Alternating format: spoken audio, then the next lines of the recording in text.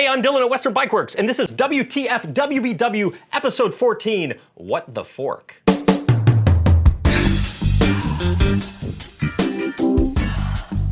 WTFWBW, What's the Fix? Western Bikeworks, our ongoing web series where we take your questions and we answer them. Whether they're technical questions, questions about cycling history, arcana, submit them to us and we will give you answers. Today, a very special episode, WTF, What the Fork, where we're gonna look at basic suspension setup, demystify all these little knobs and buttons, allow you to get the most performance out of your suspension fork. First, some basic suspension terminology. Every suspension product, whether it's a fork or a rear shock, has two primary components. We have the spring and the damper, and the spring supports the weight of the rider, it absorbs impacts and then returns that energy, and then the damper controls the spring. So if all you had in a fork or a shock was the spring, then what you have is a very expensive pogo stick. So you need some way to regulate the release of energy, and that's what a damper is. So first we're gonna talk about a spring. Springs can be a coil spring or an air spring. Most forks are now air sprung. They're a lot lighter and they're so much more easily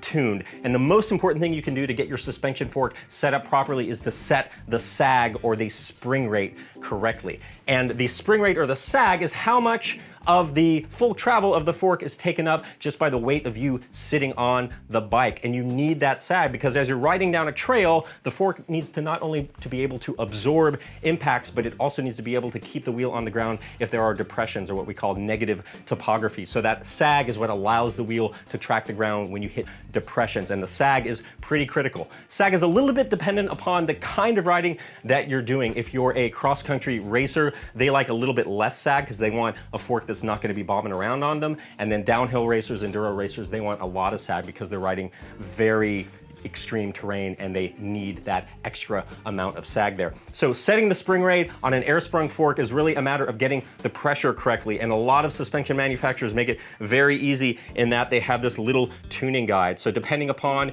your weight, it tells you exactly how much air pressure to put into the chamber. And while we're on the subject of putting air in the spring chamber, common misconception, when you put that pump on the air spring and you're pumping it up, when you release it, you hear a little bit of air go, and people most of the time think, uh-oh, I just lost some air out of the spring, and then they put the pump back on and then they see that the pressure has changed, and so they pump it up again, pull it off, and they hear that air escape, and then they go in this kind of circle. That air you're hearing escape is actually coming out of the hose, and when you attach the pump again, the air from the chamber is filling the hose, and that's why the pressure is changing on the gauge. So don't be alarmed if you hear a little bit of air escape, the hose. Setting the spring rate, function of reading the tuning guide on there and getting it appropriately. A lot of manufacturers have this little O-ring, so you can get in your riding gear. If you usually wear a Camelback with like 60 ounces of water, make sure you have that on there as well. Get settled onto your bike without kind of jumping up and down, and then measure the amount of travel that's taken up by just you sitting on the bike. RockShox has a really nice feature in that they have anodized here on the stanchion the amount of travel that's taken up just by you sitting on the bike, so it allows setting sag to be very, very easy. If you have a coil sprung fork, then setting the sag correctly is actually a matter of swapping out springs, which is a little inconvenient. That's why air springs are preferred.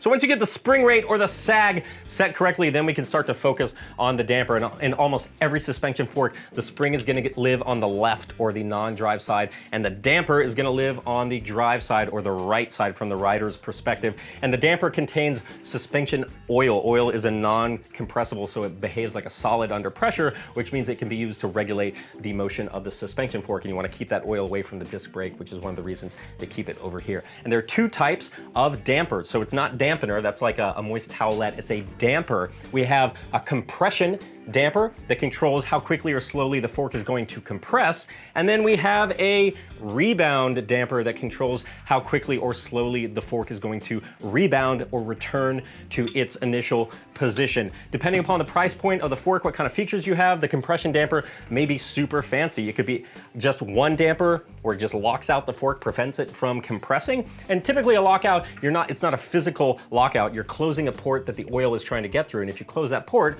oil behaves like a solid, so the fork is not going to compress. There are also low speed and high speed compression dampers.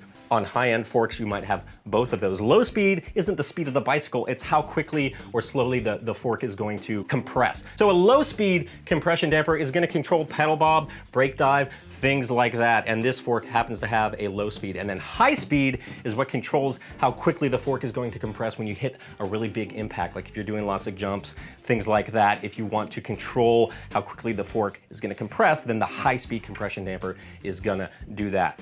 And then on the bottom of the fork, and the knob is usually red, R for rebound, is the rebound damper. And the rebound damper controls how quickly or slowly the fork is going to return to its extended position after it's compressed. Where should you set the rebound damper? Depends upon the kind of terrain that you're riding. If you're riding terrain that has lots of successive small bumps, what can happen if the rebound is too slow is you hit a bump and the fork compresses and it doesn't have time to extend, and then you hit the next bump and it compresses even more, and you get a phenomenon called packing of the suspension, where by the time you hit that 5th or 6th bump, you pretty much used up all of the travel and the fork can't extend to meet that next impact. So that's what this guy does. If you ride trails that have lots of big hits, you don't want to get pogoed off your bike, so you might want a lot slower or a lot more rebound damping to prevent that kind of pogo effect. So the sequence of setting up your suspension properly is, first you want to get that spring rate or that sag set correctly. Use the manufacturer's tuning guide. It's a little bit of personal preference. There's a range there. After you get that set,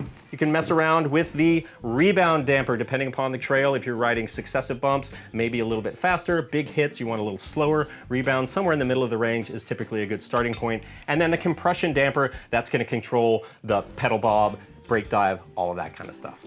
Very popular option on a lot of suspension forks these days is what's called a remote lockout. So you can activate the lockout feature via a little switch up here on the handlebar. So if you have like a long climb before the descent, or you ride on pavement, you can lock the fork out to get really efficient pedaling. And then when you get to the top of the climb or at the end of the pavement, unlock it so you get full activation of the travel. And it's also good to note that if you have a fork that didn't come with a remote lockout, many forks can be retrofitted to add them later. Have any questions about this or anything else? Give us a call, visit our stores in Portland or Tigard, or at westernbikeworks.com.